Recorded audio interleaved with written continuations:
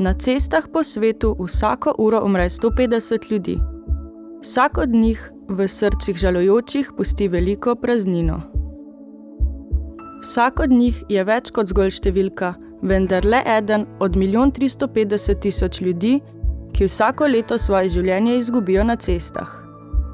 Še dodatnih 50 milijonov ljudi na cestah utrpi hude poškodbe, ceste pa so tudi glavni vzrok smrti pri otrocih in mladini, mlajši od 29 let.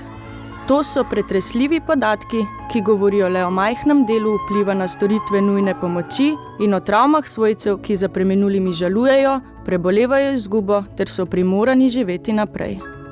V novembru se spominjajte tistih, ki ste jih izgubili, njihovih svojcev in vseh, ki jih imate radi.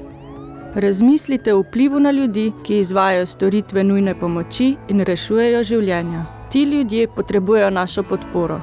In ne nazadnje pomislite na tiste, ki jih imate radi. Z lastnimi dejanji lahko izboljšate varnost v cestnem prometu zanje in za druge. Travma zaradi nesreč na cestah vpliva na celotno družbo, vendar lahko s spominjanjem na tiste, ki so se na cestah poškodovali ali izgubili svoje življenje, ukrepamo na področju varnosti na cestah.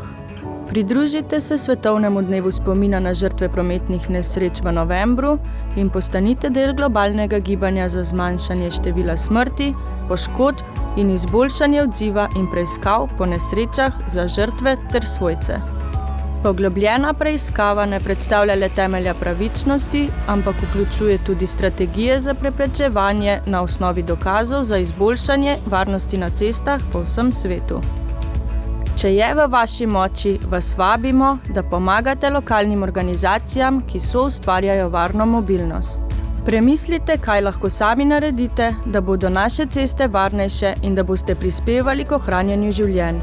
Misli delite z drugimi, saj je vsako izgubljeno ali uničeno življenje preveč, vsakdo izmed nas pa lahko že danes naredi korak naproti večji varnosti v cestnem prometu.